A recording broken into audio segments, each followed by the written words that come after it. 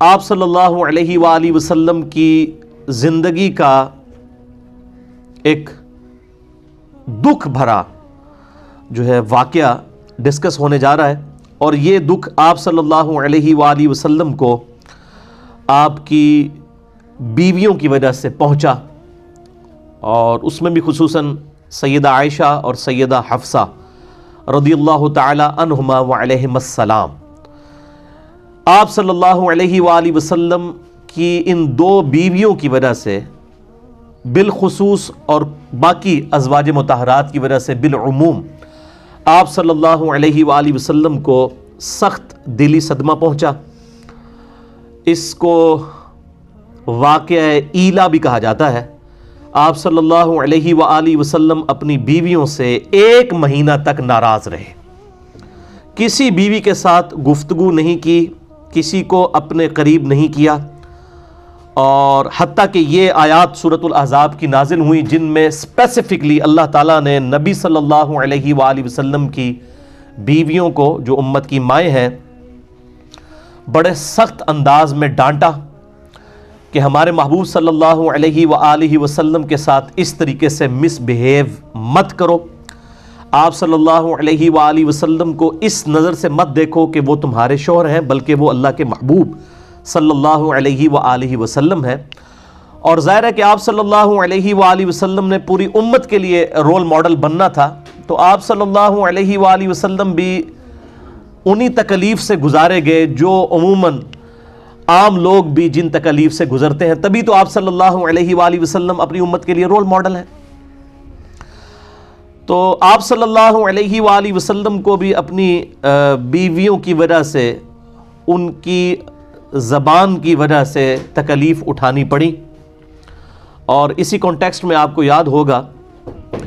کہ میں نے مسئلہ نمبر 105 بھی ریکارڈ کروایا تھا آج سے تقریباً 3 سال قبل، جنید جمشید پر گستاخی کے الزام کا تحقیقی جائزہ، جس میں نے یہ بات بتائی تھی کہ جنید جمشید صاحب نے جو الفاظ استعمال کیے ان الفاظ کی انٹینسٹی کے اوپر تو گفتگو کی جا سکتی ہے، لیکن فی نفس ہی جو ان کا وہ ٹاپک تھا، وہ ٹاپک اس سے بھی زیادہ شد و مد کے ساتھ قرآن حکیم میں سورۃ الاحزاب اور سورۃ التحریم، سورۃ الاحزاب پارہ نمبر 21 میں آیت نمبر 28، اور اس کے ساتھ ہی سورۃ التحریم پارہ نمبر 28 کی جو آخری سورت ہے اس کی پہلی 5 آیات کے اندر پورے پیشن کے ساتھ وہ واقعہ ڈسکس ہوا ہے۔ آپ صلی اللہ علیہ وآلہ وسلم کو جو اپنی بیویوں کی وجہ سے تکلیف اٹھانی پڑی، لہٰذا ان چیزوں کی ڈسکشن نہ تو امہات المومنین کی شان میں کوئی گستاخی ہے، اس کی وجہ یہ ہے کہ وہ ڈسکشن بیسیکلی آپ صلی اللہ علیہ وآلہ وسلم کے دفاع میں ہے، اور جب بات آپ صلی اللہ علیہ وآلہ وسلم کی دفاع کی ہوگی تو پھر ان کے مقابلے پر کسی کو بھی نہیں دیکھا جائے گا کہ اس کا کتنا مرتبہ ہے، چونکہ آپ صلی اللہ علیہ وآلہ وسلم کی مبارک ذات اتنی ڈومیننٹ ہے کہ ان کے مقابلے پر چاہے آپ کا کوئی قریبی رشتہ دار ہی کیوں نہ ہو وہ بھی انڈر ڈسکشن لایا جائے گا۔ اور یہ سورۃ الاحزاب آپ دیکھیں گے کہ آپ صلی اللہ علیہ وآلہ وسلم کی آئلی زندگی کے ساتھ ڈیل کرتی ہے، اس میں حجاب کے احکامات بھی آئے ہیں، پھر نبی صلی اللہ علیہ وآلہ وسلم کی بیویوں کو خطاب کیا گیا کہ تم جب آپ صلی اللہ علیہ وآلہ وسلم گھر میں موجود نہیں ہوتے اور آپ کی غیر موجودگی میں کوئی ملنے کے لیے آ جائے تو پردے کے پیچھے سے بھی بات کرو، تو لجاجت کے انداز میں نہیں ہونی چاہیے کہ کسی کے دل کے اندر روگ ہے تو وہ کوئی برا خیال تمہارے بارے میں لائے، اور تم نے امت کے لیے رول ماڈل بننا ہے، اور اگر تم نے بھی کوئی بے حیائی کی تو ہم تمہیں دگنا عذاب دیں گے۔ اتنی سخت آیات سورۃ الاحزاب میں یہ آیت نمبر 28 سے لے کر 34 تک گزرتی ہیں، اور پھر سورۃ التحریم میں پہلی 5 آیات اسی کے کانٹیکسٹ میں ہیں۔ تو اس واقعہ ایلا جسے ہم کہتے ہیں، ایلا کہتے ہیں یعنی علیحدگی اختیار کر لینا، تو آپ صلی اللہ علیہ وآلہ وسلم نے اپنی بیویوں سے 1 مہینے تک کے لیے علیحدگی اختیار کر لی، اور اس کی پوری ڈیٹیل جو ہے وہ صحیح بخاری اور صحیح مسلم کے اندر موجود ہے، جو میں نے مسئلہ نمبر 105 میں ڈیٹیل کے ساتھ ریکارڈ کروائی ہے، آج بھی میں انشاءاللہ اس کو ڈسکس کروں گا۔ صحیح بخاری میں انٹرنیشنل نمبر کے مطابق 2468 نمبر حدیث ہے، اور صحیح بخاری میں ہی ایک اور طریق ہے 5191، اور صحیح مسلم میں تو کنٹینیوس 7 طرق آئے ہیں واقعہ ایلا سے ریلیٹڈ انٹرنیشنل نمبر کے مطابق صحیح مسلم میں 3690 سے لے کر 3696 تک، جس میں یہ ڈیٹیل کے ساتھ واقعہ ایلا کا ذکر آیا کہ آپ صلی اللہ علیہ وآلہ وسلم نے یہ اللہ کی قسم اٹھا لی کہ میں 1 مہینے تک اپنی بیویوں کے ساتھ کلام نہیں کروں گا، ان کے قریب بھی نہیں جاؤں گا، ان کے ایٹیچیوڈ کی وجہ سے، حتیٰ کہ اللہ نے اپنے محبوب صلی اللہ علیہ وآلہ وسلم کی اس چیز کو انڈورس فرمایا، اور آپ صلی اللہ علیہ وآلہ وسلم پر یہ سورۃ الاحزاب کی آیات نازل فرما کے آپ صلی اللہ علیہ وآلہ وسلم کی بیویوں کو بڑے سخت انداز میں تنبیہ فرمائی کہ آئندہ سے ہمارے محبوب صلی اللہ علیہ وآلہ وسلم کے ساتھ اپنی زبان جو ہے یہ سنبھال کر گفتگو کرنی ہے، اور اس میں بھی خصوصاً آپ صلی اللہ علیہ وآلہ وسلم کی چونکہ فقر کی زندگی تھی تو اس حوالے سے وہ نان و نفقہ زیادہ ڈیمانڈ کرتی تھیں، جو بخاری اور مسلم میں آتا ہے انہیں احادیث کے اندر، آپ خود کھول کے پڑھ سکتے ہیں۔ اسلام 360 جو ہے اینڈرائڈ ایپ ہے، اس کو بھی آپ دیکھ لیں، اس میں آپ کو انہی نمبرنگ کے اوپر یہ احادیث مل جائیں گی۔ اس کے علاوہ PDF بھی ہماری ویب سائٹ اہلسنتپاک.com پہ رکھے ہیں، صحیح بخاری 2468 اور 5191 اور صحیح مسلم میں 3690 سے لے کر 3696 تک انٹرنیشنل نمبر کے مطابق۔ تو آپ صلی اللہ علیہ وآلہ وسلم کی دلجوئی اللہ تعالیٰ نے فرمائی، اور امہات المومنین سے کہا کہ ہمارے نبی صلی اللہ علیہ وآلہ وسلم کے ساتھ اسی طریقے سے تمہیں فقر کے ساتھ اسی غربت کی حالت میں زندگی گزارنی ہوگی، آپ سے ایکسٹرا آرڈنری کوئی ڈیمانڈ نہیں کرنی ہوگی۔ اور یہ نہ سمجھیے گا کہ وہ ایکسٹرا آرڈنری ڈیمانڈ ان کی کو بہت زیادہ تھی، یعنی صحیح بخاری اور صحیح مسلم کی متفق علیہ حدیث ہے کہ اما عائشہ رضی اللہ تعالیٰ عنہ کہتی ہیں کہ نبی صلی اللہ علیہ وآلہ وسلم کی وفات تک ہماری یہ حالت تھی کہ بعض اوقات 1 مہینہ، بعض اوقات 2 مہینہ، بعض اوقات 3 مہینے تک ہمارے گھر میں چولہا نہیں جلتا تھا، 2 کالی چیزوں پر گزارا ہوتا تھا، کھجور اور پانی۔ اور وہ بھی یہ نہ سمجھے کہ کوئی ٹنوں کے حساب سے کھجوریں تھیں، 2 کھجوریں اور 1 میٹھا پانی کا پیالہ صبح کے وقت، اور 2 کھجوریں اور 1 میٹھا پانی کا پیالہ، جو اس وقت ایک ایشو تھا ریگستانی علاقے میں میٹھا پانی کا حصول، تو اس میں تھوڑی سی اضافے کی ڈیمانڈ کی گئی جو دنیاوی اعتبار سے تو بالکل جینون تھی، لیکن چونکہ انہوں نے امت کے لیے رول ماڈل بننا تھا، اس لیے اللہ تعالیٰ نے اپنے محبوب صلی اللہ علیہ وآلہ وسلم کے ذریعے ان کو اس حوالے سے تنبیہ کی کہ بھئی اس طریقے سے نہیں معاملہ چلے گا۔ صحیح بخاری اور صحیح مسلم کی متفق علیہ حدیث ہے، آپ صلی اللہ علیہ وآلہ وسلم یہ دعا فرمایا کرتے تھے، اے اللہ محمد اور آل محمد صلی اللہ علیہ وآلہ وسلم کو بس اتنا ہی رزق دینا کہ ان کی روح اور جسم کا رشتہ برقرار رہے، سبسسٹنس لیول کے اوپر رزق چاہیے، اس سے زیادہ نہیں چاہیے۔ اس حوالے سے بے شمار احادیث ہیں بخاری اور مسلم میں رقت انگیز،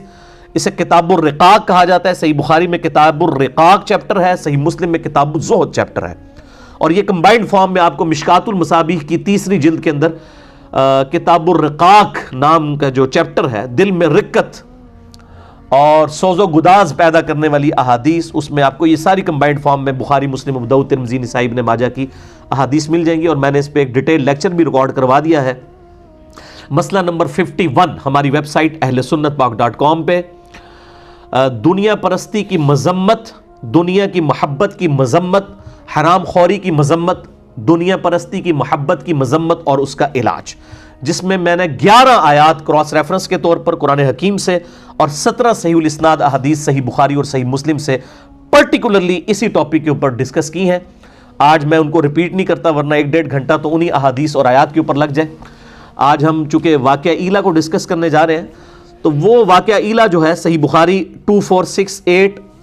اور 5191 اور صحیح مسلم 3690 سے لے کر 3696 تک ڈیٹیل واقعہ سیدنا عبداللہ ابن عباس رضی اللہ تعالی عنہما روایت کرتے ہیں۔ میں وہ حدیث آپ کو یعنی فی البدی سنا دیتا ہوں کہ سیدنا عبداللہ ابن عباس رضی اللہ تعالی عنہما کہتے ہیں کہ میرے دل میں بڑے عرصے سے یہ خواہش تھی کہ قرآن حکیم میں نبی صلی اللہ علیہ وآلہ وسلم کی وہ کون سی 2 بیویاں ہیں جن کو اللہ تعالیٰ نے اتنے سخت الفاظ کے اندر خطاب فرمایا، اور وہ سورہ التحریم کے اندر موجود ہے۔ سورہ التحریم پارہ نمبر 28 میں آیت نمبر 4، اعوذ باللہ من الشیطان الرجیم، ان تتوبا الی اللہ فقد صغت قلوبکما، اگر تم اللہ کی طرف رجوع لاؤ تو بے شک تمہارے دل جو ہیں وہ ٹیڑے ہو چکے ہوئے ہیں، راہ راست سے ہٹ چکے ہوئے ہیں، یعنی تم دونوں، اور یہ یعنی دو کا سیگا عربی میں استعمال ہوا ہے، جمع کا سیگا استعمال ہوا، نہیں تم دونوں بیویوں کے دل ٹیڑے ہو چکے ہیں نبی صلی اللہ علیہ وآلہ وسلم کے ساتھ مس بیہیو کرنے کی وجہ سے، اللہ کی طرف توبہ لاؤ۔ اب یہ بڑے سخت الفاظ تھے، ظاہر ہے کہ ایک امہات المومنین کا معاملہ ہے، تو ابن عباس رضی اللہ تعالی عنہما کے الفاظ ہیں، یہ بڑی ڈیٹیل حدیث ہے، 4-5 صفحوں کی حدیث ہے بخاری اور مسلم میں، جس کا میں نے نمبر بتایا۔ وہ کہتے ہیں کہ میں بڑا جو ہے وہ ریلیکٹنٹ تھا کہ میں سیدنا عمر فاروق رضی اللہ تعالی عنہما جو امیر المومنین تھے، میں ان سے یہ ڈسکس کروں یہ آخر کون سی دو بیویاں ہیں جن کے بارے میں اتنے سخت الفاظ آئے کہ تمہارے دل ٹیڑے ہو چکے ہیں، رائے راست سے ہٹ چکے ہیں، ایک طرف جھک چکے ہیں، تو میں آپ رضی اللہ تعالیٰ عنہ سے ان بیویوں کے بارے میں پوچھوں۔ تو وہ کہتے ہیں کہ ایک دفعہ حج کے موقع پر ہم راستے میں سفر میں تھے، تو میں نے سیدنا عمر فاروق رضی اللہ تعالیٰ عنہ وعلیہ السلام کو وضو کروایا، اور وہ رفع حاجت کے لیے پہلے چلے گئے، ان کے لیے میں پانی لے کر کھڑا ہوا، تو انہوں نے استنجا کیا، اس کے بعد وضو کیا، اور میں نے اس وقت ذرا ان کی یعنی ایک فرینڈلی ماحول دیکھتے ہوئے میں نے امیر المومنین سے عرض کی کہ یا امیر المومنین، میرے دل میں بڑے عرصے سے خواہش ہے کہ میں آپ رضی اللہ تعالیٰ عنہ سے نبی صلی اللہ علیہ وآلہ وسلم کی ان دو بیویوں کے بارے میں پوچھوں کہ وہ کون سی دو بیویاں ہیں جن کے بارے میں اتنے سخت الفاظ قرآن حکیم کے اندر آئے، سورہ التحریم کی آیت نمبر 4 میں بھی اور سورۃ الاحزاب میں آیت نمبر 28 کے اندر۔ وہ ہم بعد میں آیات پڑھیں گے تو آپ کو اندازہ ہوگا کہ کتنے سخت الفاظ اللہ تعالیٰ نے جو ہے اس حوالے سے نازل فرمائے۔ تو سیدنا عمر فاروق رضی اللہ تعالیٰ عنہ نے کوئی اس میں لحاظ، کوئی گستاخی نہیں سمجھی، انہوں نے سیدھا کہا کہ عائشہ اور حفصہ رضی اللہ تعالی عنہما، ان میں سے حالانکہ ایک ان کی بیٹی بھی تھی، ایک سیدنا ابوبکر صدیق کی بیٹی سیدہ عائشہ بنت ابی بکر، اور دوسری طرف سیدہ حفصہ بنت عمر رضی اللہ تعالی عنہم اجمعین وعلیہم السلام اجمعین۔ اور پھر کہتے ہیں میں نے کہا امیر المومنین میں تو بڑا ڈر رہا تھا آپ سے پوچھتے ہوئے، تو انہوں نے کہا کہ دین کا مسئلہ پوچھنے میں کوئی شرم و حیا نہیں کرنی چاہیے، ڈرنے والا کون سا معاملہ تھا، تم مجھ سے پہلے پوچھ لیتے، اس میں شرم و حیا نہیں کرنی چاہیے، دین کا جو معاملہ ہے اس کو ڈسکس کرنا چاہیے۔ اب ظاہر سیدنا عمر کے زمانے میں تو یہ بیماریاں نہیں تھیں نا جو آج کل ہیں، کہ آپ کوئی قرآن کی آیت حدیث ڈسکس کر لیتے ہیں، کبھی کہتے ہیں وہ نبی کی گستاخی ہوگی، کبھی کہتے ہیں کسی بزرگ کی گستاخی ہوگی، کبھی کہتے ہیں کسی صحابی کی گستاخی ہوگی، کبھی کہتے ہیں نبی صلی اللہ علیہ وآلہ وسلم کی کسی بیوی کی گستاخی ہوگی۔ اس طرح کی یعنی جو بیماریاں جو آج ہمارے اس معاشرے میں پروان چڑھ چکی ہیں، اس زمانے میں تو موجود نہیں تھیں۔ تو پھر سیدنا عمر فاروق رضی اللہ تعالیٰ عنہ سے انہوں نے عرض کیا کہ مجھے یہ ڈیٹیل واقعہ بتائیں، بخاری و مسلم کی اسی حدیث میں آتا ہے۔ تو سیدنا عمر نے کہا کہ میں تمہیں سناتا ہوں کہ جب ہم ہجرت کر کے مدینہ شریف آئے تو ہمیں ایک خاص ایکسپیرینس کرنا پڑا۔ جب تک ہم مکے میں آباد تھے تو ہماری بیویاں ہمارے بڑے کنٹرول میں رہتی تھی، اور اسلام آنے سے پہلے تو عورتوں کو ایز سچ کوئی مقام حاصل نہیں تھا، اس وجہ سے کبھی کسی عورت کی جرت نہیں ہوتی تھی کہ وہ اپنے خاوند کے ساتھ کسی معاملے میں زبان درازی کرے۔ لیکن جب اسلام آیا اور قرآن حکیم میں عورتوں کے حقوق نازل ہوئے تو ان حقوق نازل ہونے کی وجہ سے ظاہر ہے ایک بندہ ایک اس باؤنڈری کے اندر ہے، پھر تو بات ٹھیک ہے، لیکن اسی کی پلی لیتے ہوئے سیدنا عمر کہتے ہیں کہ ہماری عورتیں جو ہے نا وہ ہم پہ شیر ہونا شروع ہو گئی۔ مطلب یہ ہوتا ہے، یہ نیچرل چیز ہے کہ جب آپ کسی کو اتھارٹی دیتے ہیں، یعنی ماں باپ ہیں وہ اپنے بچوں کی داڑیاں منڈوانے کے لیے مس یوز کرتے ہیں اپنی اس رسپیکٹ کو، اور کہتے ہیں جی دیکھو جی ماں باپ کا تو حکم ہے، اور میں تو حکم دینا وا کہ داڑھی مڈا، تو وہ ماں باپ کے ادب کو مس یوز کیا جا رہا ہوتا ہے۔ حالانکہ بخاری و مسلم کی متفق علیہ حدیث ہے مولا علی رضی اللہ تعالیٰ عنہ علیہ السلام سے کہ جو اطاعت ہے ماں باپ کی وہ یا کسی بھی مخلوق میں سے کسی بھی شخص کی، وہ اللہ تعالیٰ کی حدود کے اندر اندر ہے، جہاں پر وہ اللہ تعالیٰ کے ساتھ معصیت والا معاملہ آئے گا پھر کسی کی کوئی اطاعت نہیں ہے، وہ کلیئر کٹ ہے۔ اور یہ کوئی راکٹ سائنس نہیں ہے، یہ جو حدیث ہے بخاری اور مسلم کی کہ تم میں سے کوئی شخص اس وقت تک مومن ہی نہیں ہو سکتا جب تک کہ میں اسے اس کے ماں باپ اولاد سب لوگوں سے بڑھ کر عزیز نہ ہو جاؤں۔ تو اس کا کیا مطلب ہے، صرف نعرے مارنا نہیں، مراد یہ کہ ماں باپ اولاد سب لوگ ایک طرف کھڑے ہوں، دوسری طرف نبی صلی اللہ علیہ وآلہ وسلم کا حکم ہو، آپ کی تابعداری ہو، تو اس کو ٹاپ پرائورٹی اللہ اور اس کے محبوب صلی اللہ علیہ وآلہ وسلم کی ذات ہونی چاہیے۔ تو سیدنا عمر کہتے ہیں کہ پھر ہماری بیویاں جو ہے وہ ہم پہ شیر ہونا شروع ہو گئی، حتیٰ کہ جب ہم ہجرت کر کے مدینہ آئے تو مدینہ میں جو انصار کی عورتیں ہیں وہ پہلے ہی اپنے خاوندوں کے اوپر غالب تھیں۔ پھر ہماری بیویوں نے بھی جب ان کو دیکھنا شروع کیا تو ان کو ہور جنہوں کہتے ہیں نا پنجابی اللہ شیری ہو گئی، اور وہ ہمارے ساتھ یہ معاملہ کرنا شروع ہو گئی. پھر سیدنا عمر کہتے ہیں کہ ایک دن ایسا ہوا کہ میری بیوی نے ایک مسئلے میں میرے ساتھ زبان درازی کی, تو میں نے اسے ڈانٹا کہ تیری کیا جرت ہے کہ تو میرے ساتھ اس لہجے میں بات کر رہی ہے. تو سیدنا عمر کی بیوی نے آگے سے کہا کہ اے عمر, جا کے تم اپنی بیٹی کی خبر لو حفصہ کی, جو رسول اللہ کے ساتھ اس سے بھی زیادہ سخت زبان میں بات کرتی ہے, اور نبی صلی اللہ علیہ وآلہ وسلم پورا دن غضبناک رہتے ہیں اور ناراض رہتے ہیں تمہاری بیٹی سے, جو اس طریقے سے گفتگو کرتی ہے رسول اللہ کے ساتھ صلی اللہ علیہ وآلہ وسلم. اب سیدنا عمر وہ میٹھے میٹھے مسلمان تو نہیں تھے نا, وہ تو بالکل سٹریٹ فارورڈ مسلمان تھے. انہوں نے کہا ایسی تھی تیسی, یہ کیسے ہو سکتا ہے.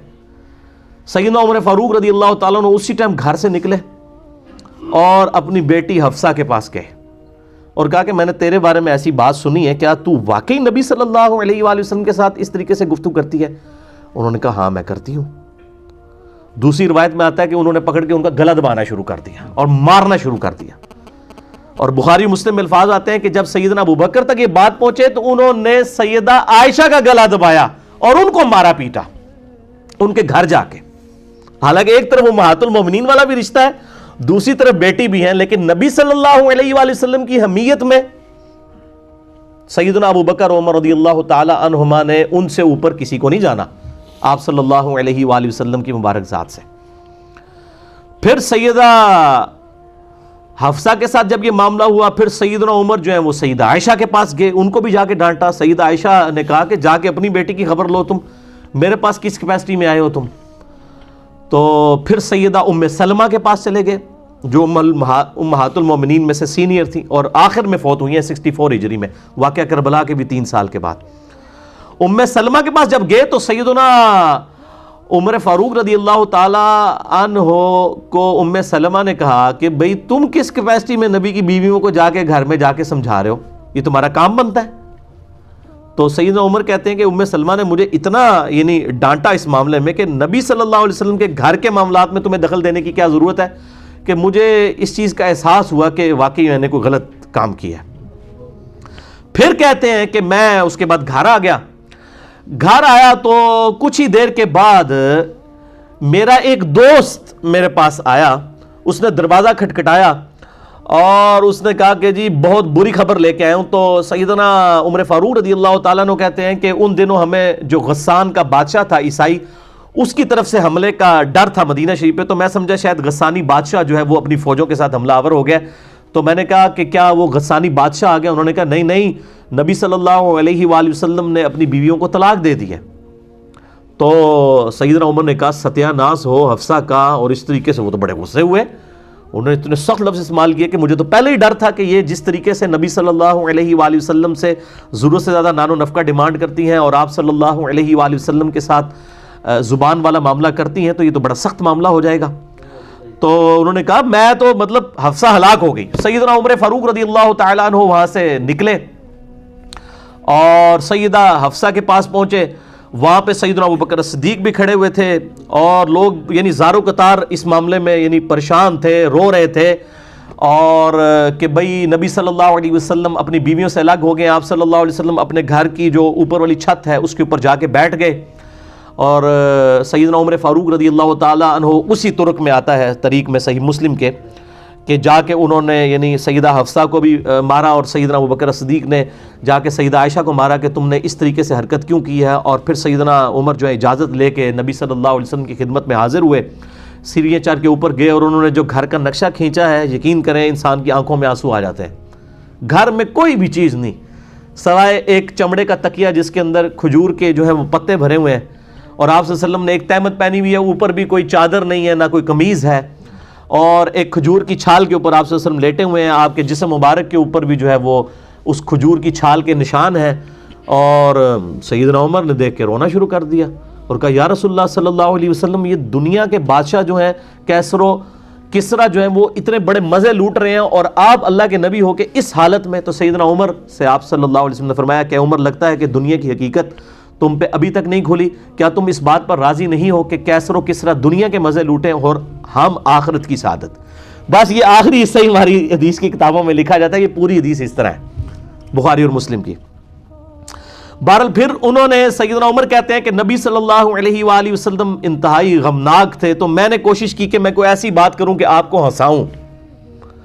تو پھر کہتے ہیں کہ میں نے آپ صلی اللہ علیہ وآلہ وسلم سے وہ سارا قصہ بیان کیا، اور میں نے کہا یا رسول اللہ دیکھیں جب تک ہم مکے کے اندر تھے ہماری بیویوں کی جرت نہیں ہوتی تھی کہ وہ ہمارے ساتھ زبان درازی کریں. جب ہم مدینے میں آئے ہیں اور یہاں پہ بھی انصار کی عورتوں کو دیکھ کے ہماری بیویاں بھی مطلب وہ اس طریقے سے زبان درازی کرنا شروع ہو گئی ہیں، اور یہ نبی صلی اللہ علیہ وسلم یہ جب باتیں سنی تو آپ صلی اللہ علیہ وسلم ہلکے سے مسکرائے، یعنی ان کی ان باتوں کی وجہ سے کہ بھئی یہ تو ریئلٹی بیان کر رہا ہے، ایسا ہی ہوا ہے. اور پھر اسی طریقے سے پھر انہوں نے بتایا کہ میں نے تو اس طرح کیا حفصہ کے ساتھ، اور پھر میں جو وہ ام سلمہ کے پاس گیا تو ام سلمہ نے مجھے کہا کہ تجھے کیا ضرورت تھی نبی کے گھر میں دخل دینے کی. تو پھر سیدنا عمر کہتے ہیں کہ مجھے بڑی شرمندگی ہوئی. تو اس بات پہ بھی نبی صلی اللہ علیہ وآلہ وسلم بڑے مسکرائے کہ شرمندگی اس بات پہ ہوئی کہ میں نے اپنی بیٹی کو کیوں مارا ہے جا کے. یعنی نبی صلی اللہ علیہ وسلم اس بات پہ مسکرائے کہ یعنی نبی صلی اللہ علیہ وسلم کی مبارک یعنی عزت کا اس قدر سیدنا عمر کو خیال ہے کہ انہوں نے اپنی بیٹی کو مارا، اور پھر مارنے کے بعد حالانکہ مارنا باپ اپنی بیٹی کو مار رہا تھا، لیکن اس کے بعد ان کو اس چیز کا احساس ہوا کہ مجھے یہ کام نہیں کرنا چاہیے تھا. نبی صلی اللہ علیہ وآلہ وسلم نے بعض معاملات کے اندر جو ہے وہ مطلب مسکراہٹ کا اظہار فرمایا اور ساتھ ساتھ اپنا سر مبارک بھی ہلایا. پھر یہ ساری تمہید بنا کے نبی صلی اللہ علیہ وآلہ وسلم سے سیدنا عمر نے پوچھا یا رسول اللہ صلی اللہ علیہ وآلہ وسلم کیا آپ نے اپنی بیویوں کو طلاق دے دی ہے؟ تو آپ صلی اللہ علیہ وآلہ وسلم نے فرمایا کہ میں نے طلاق نہیں دی ہے، میں نے ان سے علیحدگی اختیار کر لی ہے 1 مہینے کے لیے. اور وہ 1 مہینے تک کے لیے پھر آپ صلی اللہ علیہ وآلہ وسلم نے علیحدگی اختیار کی، حتیٰ کہ پھر سورۃ الاحزاب کی یہ آیت نمبر 28 اور 29 نازل ہوئیں، سورہ التحریم کی آیات نازل ہوئیں، جن کے اندر کیٹاگوریکل مینشن کر دیا گیا کہ اگر ہمارے محبوب صلی اللہ علیہ وآلہ وسلم کے ساتھ تم رہنا چاہتی ہو تو یہ بات یاد رکھو کہ اسی طریقے سے فقر کی زندگی گزارنی ہوگی، اور اسی طریقے سے تم نے امت کے لیے رول ماڈل بننا ہے. ایسا نہ ہو کہ تم نبی صلی اللہ علیہ وآلہ وسلم کے ساتھ مس بیہیو کرو، یہ بالکل نہیں ہونا چاہیے. اور اگر تم اس طریقے سے گزارا نہیں کرنا چاہتی ہو تو ہم اپنے نبی کو یہ اختیار دیتے ہیں کہ وہ تمہیں طلاق دے کے فارغ کر دے. اللہ تعالیٰ اپنے نبی کو تم سے بہتر بیویاں عطا فرمائے گا، تم سے زیادہ عبادت گزار ہوں گی، روزے رکھنے والیاں ہوں گی، اور ذکر کرنے والیاں ہوں گی، کنواریاں بھی ہوں گی، اور بیوہ بھی ہوں گی. اس طرح کے سارے الفاظ میں انشاءاللہ کراس ریفرنس کے طور پہ آیات سورہ التحریم کی بھی کور کرتا ہوں. اور اس طریقے سے پھر نبی صلی اللہ علیہ وآلہ وسلم 29 دن جب مکمل ہوئے تو آپ صلی اللہ علیہ وآلہ وسلم اپنے گھر کی چھت سے نیچے اترے، اور پھر آپ صلی اللہ علیہ وسلم سیدہ عائشہ کے پاس آئے اور کہا کہ یہ اللہ تعالیٰ نے قرآن میں آیات نازل فرمائی ہے کہ چاہو تو میرے ساتھ رہو، ادروائز میں تمہیں آزاد کرتا ہوں، طلاق دیتا ہوں، تم چلی جاؤ. تو سیدہ عائشہ نے کہا کہ میرے ماں باپ آپ پہ قربان، یہ کیسے ہو سکتا ہے کہ میں آپ کے مقابلے پر دنیا کو اختیار کروں، میں اللہ، اس کا رسول اور آخرت کا گھر چاہتی ہوں. اور پھر آپ صلی اللہ علیہ وآلہ وسلم نے سیدہ حفصہ کے سامنے بھی یہ معاملہ رکھا، اور پھر کہا کہ اپنے ماں باپ سے مشورہ کر لو. لیکن انہوں نے کہا ہم نے مشورہ کیا کرنا ہے، ہم اللہ اور اس کا رسول اور آخرت کا گھر چاہتی ہیں. یہی الفاظ قرآن حکیم کے اندر موجود ہیں جو آفر دی گئی تھی. تو یہ میرے بھائیوں پورے کا پورا واقعہ تھا. اسے واقعہ ایلا کہا جاتا ہے. یہ آپ صلی اللہ علیہ وآلہ وسلم کی زندگی کا بڑا اہم ترین واقعہ ہے، اور اس کی امپورٹنس کا اندازہ آپ اس چیز سے لگائیں کہ اللہ تعالیٰ نے اس واقعے کو قرآن میں ڈسکس کیا ہے. احادیث میں تو اس کی ڈیٹیلز آئیں، لیکن اس کا بلو پرنٹ، ابتدائی خاکہ قرآن کے اندر من و عن اسی طریقے سے موجود ہے. اور یہ بڑا حیران کن معاملہ ہے کہ اللہ تعالیٰ نے اپنے محبوب صلی اللہ علیہ وآلہ وسلم کی عزت اور توقیر کی خاطر بالکل اس چیز کا خیال نہیں کیا کہ آپ کی بیویاں قیامت تک ڈسکس ہوں گی، اس حوالے سے کہ جو انہوں نے نبی صلی اللہ علیہ وآلہ وسلم کے ساتھ اس طریقے سے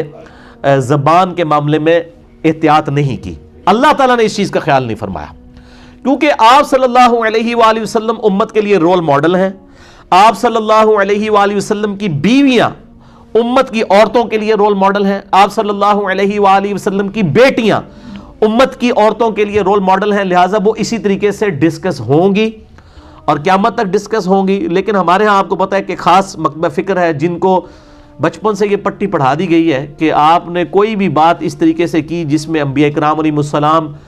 یا صحابہ کرام علیہم رضوان یا امہات المومنین کے بارے میں جو اللہ تعالیٰ نے قرآن حکیم میں ڈسکشن کی ہے، ان کی کمزوریوں کے بارے میں اس کو ڈسکس کرنا گستاخی شمار کیا جائے گا. میرا خیال ہے یہ عقیدہ پروپیگیٹ کرنا اور اس کو بیان کرنا بذات خود ہی کفر کے کیٹیگری میں لے جائے گا، کیونکہ are you trying to teach your God, کیا اپنے خدا کو آپ یہ ٹیچ کرنا چاہتے ہیں کہ قرآن حکیم میں یہ آیات کیوں نازل فرمائی؟ یہ بڑا خطرناک معاملہ ہے. اسی لیے میں اکثر یہ کہا کرتا ہوں کہ وہ خدا اور وہ اللہ جو انڈیا، پاکستان، بنگلہ دیش کے علماء نے اپنی پبلک کو جس کا تعارف کروایا ہے وہ خدا اور ہے،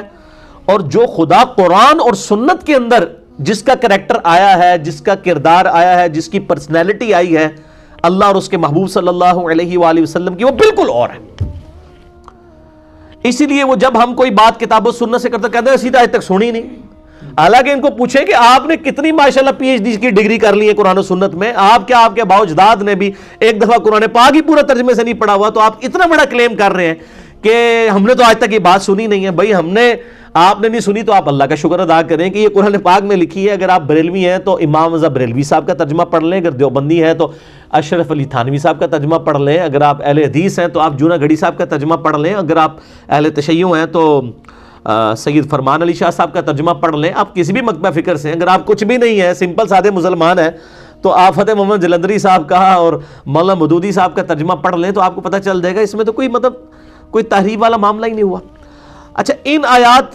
کے کانٹیکسٹ میں نے جو بخاری مسلم کی احادیث کے حوالے سے ڈسکشن کی ہے تو اس سے بھی یہ بڑی بات پتہ چلی کہ قرآن حکیم کی جو آیات ہیں بعض اوقات ان کی تفصیلات کے لیے احادیث کا سہارا لینے کی ضرورت پڑتی ہے، تفصیلات کے لیے، احکامات کو سمجھنے کے لیے نہیں، جسٹ تفصیلات کے لیے. وہ تفصیلات نہ بھی ہوں تب بھی قرآن حکیم اپنے اعتبار سے ایک مکمل کتاب ہے. قرآن حکیم میں تو فائنل ڈیسیژن آیا نا کہ نبی کی بیویوں ایسا نہیں کرنا. وہ کیا واقعہ ہوا تھا وہ قرآن پاک نے ضروری نہیں سمجھا ڈسکس کرنا، اور اس کے ڈسکس کرنے یا نہ کرنے سے اینڈ رزلٹ میں کوئی فرق نہیں پڑا. اکثر یہ لوگوں کو بیماری وہ شان نزول لبو جی کیا تھا جی، شان نزول لبو، کوئی شان نزول جو بھی ہو اینڈ رزلٹ وہی ہے. ٹریفک سگنل کے لیے گرین کے اوپر چلنا اور ریڈ کے اوپر رکنا کیوں رکھا گیا؟ اس کا شان نزول کیا تھا ٹریفک قوانین بنانے والوں کے لیے؟ یہ ایک انٹرسٹ کی بات ہو سکتی ہے کہ جی گرین رنگ جو ہے اچھا لگتا ہے، گرینری اچھی لگتی ہے، ریڈ کلر جو ہے وہ بلڈ کی نشانی ہے، یہ خطرے کی نشانی ہے، شاید یہ وجہ ہو. لیکن یہ وجہ کچھ بھی ہو، اینڈ رزلٹ یہ ہے کہ ریڈ کے اوپر رکنا ہے، گرین پہ چلنا ہے. اینڈ رزلٹ کبھی چینج ہوگا نہیں. اسی طریقے سے قرآن حکیم کی آیات کا جو اینڈ رزلٹ جو آیا ہے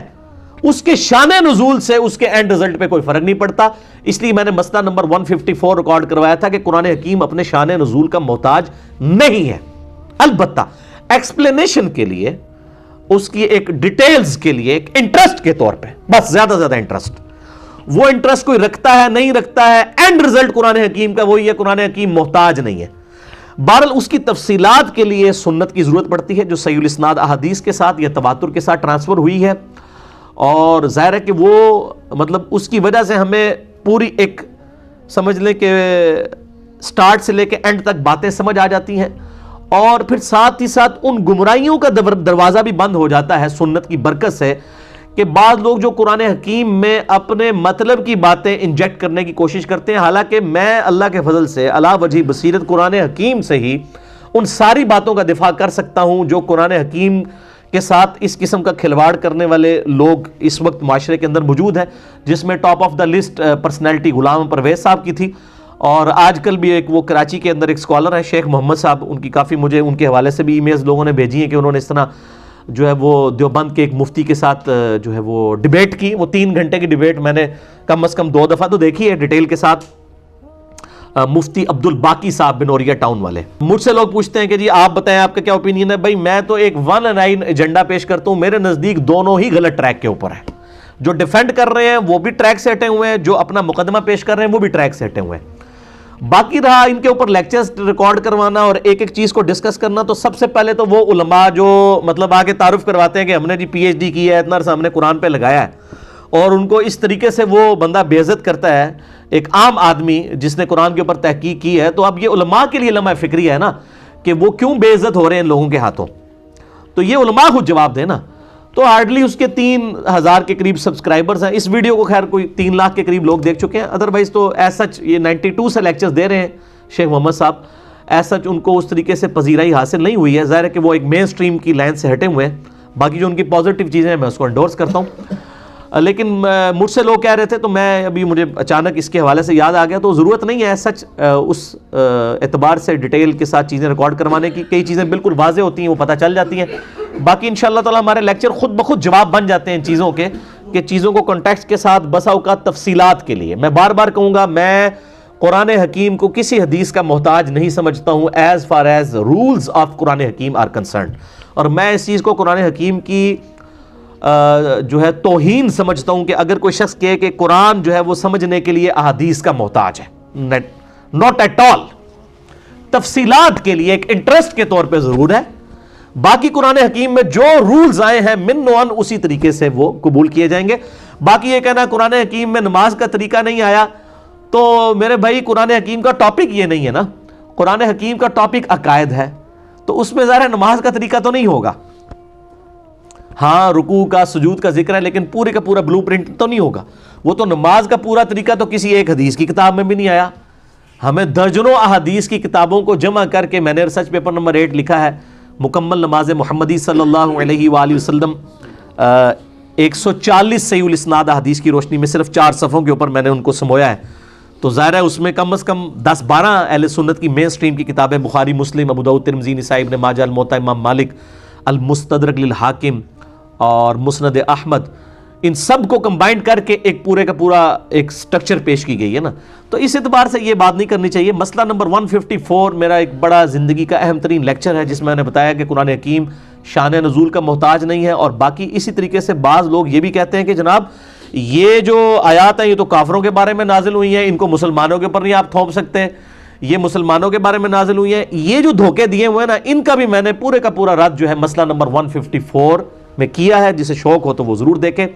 اب یہ آپ دیکھ لیں تقریباً 35 منٹ کی مجھے صرف تمہید بنانی پڑی ہے ان آیات کو کور کرنے کے لیے. تو میں نے تو 48 نمبر آیت تک پہنچنا تھا, لیکن اب بمشکل یہی آیات ہی کور ہوں گی کراس ریفرنس کے طور پہ. جو باقی آیات ہیں وہ بھی انشاءاللہ ہم ڈسکس کریں گے. بہرحال سیدنا عمر فاروق رضی اللہ تعالیٰ عنہ نے نبی صلی اللہ علیہ وآلہ وسلم کو اس واقعے میں یہ بھی بات آتی ہے کہ تسلی دی, اور واقعہ ایلا کے موقع پر کہا یا رسول اللہ صلی اللہ علیہ وآلہ وسلم, آپ کی بیویاں اگر آپ کے خلاف یوں جتھا بنا کے اکٹھی ہو گئی ہیں تو آپ ان کو چھوڑ دیجئے, طلاق دے دیجئے. آپ کے لیے اللہ اور اس کا رسول اور اس کے فرشتے اور جبرائیل اور ابو بکر اور عمر ہی کافی ہیں. یہ سیدنا عمر کے الفاظ تھے, اور قرآن حکیم میں من نوعاً اسی طریقے کی آیت بھی نازل ہو گئی سورہ التحریم کے اندر. پہلے وہ آیت پڑھتے ہیں, اس کے بعد ہم سورۃ الاحزاب کی آیت نمبر 28 سے آنورڈ کور کرتے ہیں. سورہ التحریم نکال لیں, پارہ نمبر 28 کی آخری سورت ہے. آپ کا جو بلو والا قرآن حکیم ہے اس میں پیج نمبر ہے 561 آیت نمبر 4. اعوذ باللہ من الشیطان الرجیم, بسم اللہ الرحمن الرحیم. ان تتوبا الی اللہ, اگر تم دونوں نبی صلی اللہ علیہ وآلہ وسلم کی بیویاں, یہ پیچھے کانٹیکسٹ چل رہا ہے سورہ التحریم میں, وہ مسئلہ نمبر 105 آپ جنید جمشید کے دفاع پہ جو میں نے دیا تھا وہ آپ دیکھ لیں. اگر تم دونوں اللہ کی طرف توبہ لاؤ, ان تتوبا الی اللہ فقد صغت قلوبکما, تو بے شک تمہارے دل تو ایک طرف جھک چکے ہیں, ٹیڑے ہو چکے ہیں, تم نبی صلی اللہ علیہ وآلہ وسلم کے معاملے میں ایک خاص راستے سے ہٹ چکی ہو. وَإِن تَظَاهَرَ عَلَيْهِ, اور اگر تم نے نبی صلی اللہ علیہ وآلہ وسلم کی بیویوں نے نبی صلی اللہ علیہ وآلہ وسلم کے خلاف کوئی جتھا بنا لیا,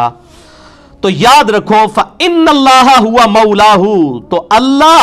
ہے جو نبی کا مولا ہے, دلی محبوب ہے, پشت پناہ ہے. وَجِبْرِيل, اور جبریل, وَصَالِحُ الْمُؤْمِنِينَ, اور نیکوکار مؤمنین, والملائکۃ بعد ذالک ظہیر, اور اس کے بعد فرشتے بھی نبی صلی اللہ علیہ وآلہ وسلم کے مددگار ہیں, پشت پناہ ہیں. یعنی یہ وہ والی مدد نہیں ہے وہ جو لے رہے ہوتے ہیں جی وہ بزرگ, اس سے وہ کہہ رہے ہیں کہ نبی صلی اللہ علیہ وسلم کے مددگار دیکھو اللہ, فرشتے, جبرائیل ہیں, تو اس کا مطلب ہے کہ نبی صلی اللہ علیہ وسلم المدد یا ابو بکر, المدد یا عمر کہتے تھے, نعوذ باللہ. وہ مسئلہ نمبر 3 میرا ریکارڈڈ ہے, دعا صرف اللہ ہی سے. اس سے مراد ہے ظاہری اسباب میں اللہ تعالیٰ نے فرشتوں کو اور نبی صلی اللہ علیہ وسلم کے اصحاب کو آپ صلی اللہ علیہ وآلہ وسلم کا ساتھی بنایا ہے. اور آگے دیکھیں کتنے سخت الفاظ ہیں. عسى ربه ان طلقکن، قریب ہے کہ ہمارے محبوب صلی اللہ علیہ وآلہ وسلم اگر تمہیں طلاق دے دیں تو ان کا رب ان کو ان یبدلہ، تبدیل کر دے، تمہاری جگہ اور بیویاں دے دے، ازواجن غیر منکن، تم بیویوں کو چھوڑ کر اس کے بدلے میں اور اچھی بیویاں عنایت فرما دے، مسلمات، جو تابع فرمان ہو ہمارے نبی کی، مؤمنات، پکی مؤمنہ ہو، قانتات، تابع فرمان ہو، قناعت کرنی والی ہو، تائبات، توبہ اور رجوع لانے والی ہوں، عابدات، عبادت گزار ہوں، صائحات، اور روزہ رکھنے والی ہوں، ثیبات و ابکارا، بیوہ بھی ہوں، اور یعنی جو پہلے سے شادی شدہ یا طلاق یافتہ، اور کماریاں بھی، کیونکہ اس میں اب سیدہ حفصہ جو ہیں وہ آپ سمجھ لیں کہ کنواری نہیں تھیں اور سیدہ عائشہ کنواری تھیں، دونوں کو اس حوالے سے ایڈریس کر دیا گیا۔ اب یہ دیکھیں کتنے سخت الفاظ آئے ہیں، اور اللہ تعالیٰ نے یعنی نبی صلی اللہ علیہ وآلہ وسلم کے معاملے میں کس قدر